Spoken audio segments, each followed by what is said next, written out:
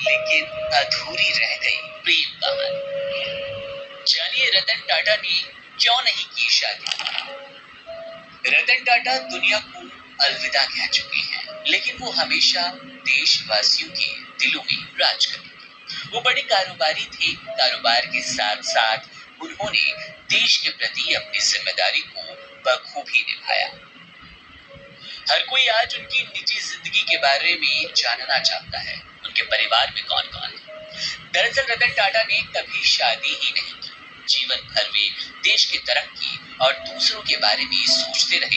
वे भारत के लोगों के लिए नहीं बल्कि दुनिया भर के लोगों के लिए एक मिसाल से कम नहीं थे।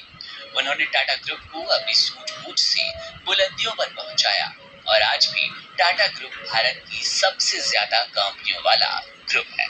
टाटा ग्रुप इतना बड़ा है कि ये नमक से लेकर जहाज तक बनाता है। रतन टाटा ने अपने जीवन में कई कामयाबी हासिल की। उन्हें पद्म भूषण और पद्म विभूषण से भी सम्मानित किया गया। क्या आप प्रेम कहानी के बारे में जानते हैं? ये प्रेम कहानी उन्होंने खुद शेयर की थी।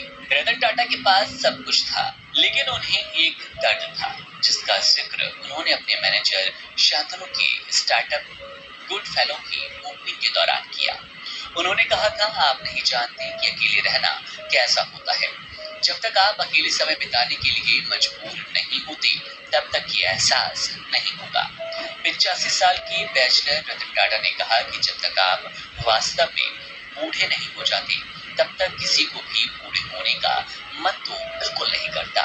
रतन टाटा की शादी नहीं हुई, लेकिन उनकी भी एक प्रेम कहानी रही। लेकिन ये प्यार अधूरा रह गया।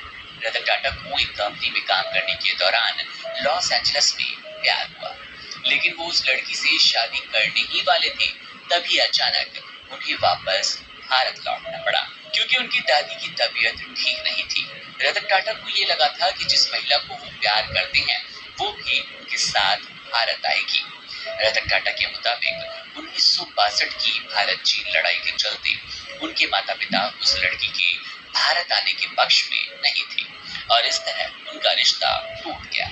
रतन टाटा की शख्सियत के बारे में बात करें तो सिर्फ एक बिजनेसमैन नहीं थे, बल्कि एक सादगी से भरे, नेक और दरियादिल इंसान भी थे। लोगों के लिए आदर्श और प्रेरणा स्रोत थे। वे अपने समूह से जुड़े छोटे से छोटे कर्मचारी को अपना परिवार मानते थे और उनका ख्याल रखने में कोई कसर नहीं छोड़ते थे। इसके कई उदाहरण हैं। इसके अलावा उन्हें जानवरों से, खास तौर पर स्ट्रीट डॉग से खासा लगाव था।